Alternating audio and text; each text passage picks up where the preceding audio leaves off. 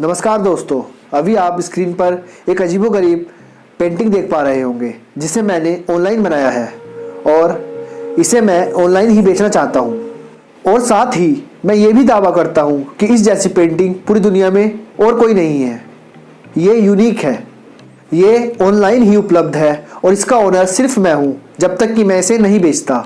तो इसे ही NFT या नॉन फंजिबल टोकन कहते हैं या क्रिप्टोग्राफिक टोकन कहते हैं। इसे एक बार फिर समझते हैं। कोई तकनीकी आर्ट जिसके बारे में यह दावा किया जाए कि वो यूनिक है और उसका मालिकाना हक किसी खास व्यक्ति के पास ही है, तो उसे NFT या नॉन फंजिबल टोकन कहा जाता है। और ये सिर्फ ऑनलाइन ही होना चाहिए। NFT एक तरह का डिजिटल संपत्ति होता है जिसका रिकॉर्ड ब्लॉकचेन पर रहता है। NFT के फेमस होने की सबसे बड़ी वजह थी ट्विटर के CEO जैक डोर्सी का पहला ट्वीट, जो उन्होंने लगभग 16 साल पहले किया था। उन्होंने इस ट्वीट को NFT बनाकर लगभग 17 करोड़ में बेच दिया था। कुछ ही दिन पहले 10 सेकंड की एक वीडियो क्लिप लगभग 48 करोड़ रुपए में बिकी थी। इसे मियामी के एक आर्ट कलेक्टर ने खरीदा था। ये कंप्यूटर जनरेटेड वीडियो थी। किसी व्यक्ति के पास NFT का होना दर्शाता है कि उसके पास यूनिक या एंटीक आर्ट वर्क है जो दुनिया में किसी और के पास नहीं है। NFT यूनिक टोकन्स होते हैं, या यूँ कहा जाए ये डिजिटल एसेट्स होते हैं जो वैल्यू को जनरेट करते हैं।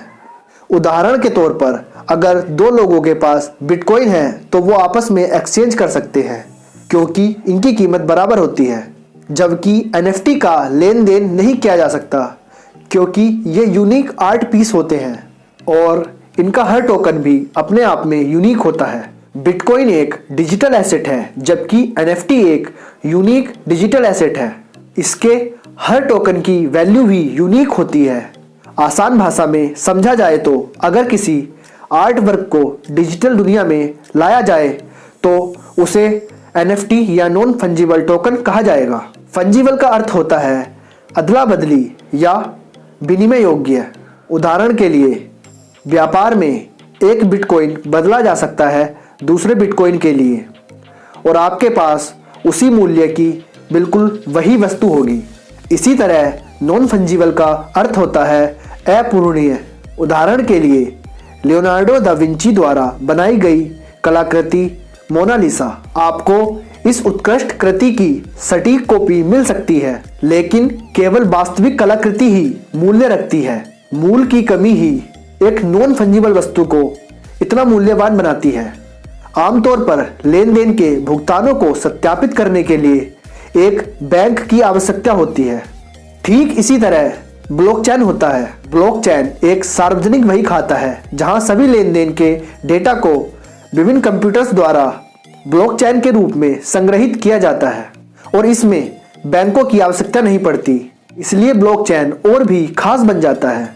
ब्लॉकचेन में डिजिटल डेटा को किसी भी रूप में ट्रांसफर करने की क्षमता होती है। इसी कारण NFT की उपयोगिता बढ़ जाती है। ज्यादातर NFT इथेरियम ब्लॉकचेन का हिस्सा होते हैं। NFT डिजिटल गेमिंग की दुनिया में अहम माना जा सकता है। यहाँ कैरेक्टर्स या अन्य प्रॉपर्टी का उपयोग उन लोगों द्वारा नहीं किया जा सकता जिन्होंने उन्हें नहीं खरीदा है। उदाहरण के लिए यदि आपने कोई वर्चुअल रेस ट्रैक खरीदा है तो दूसरे प्लेयर्स को उसे इस्तेमाल करने के लिए पैसे देने होंगे।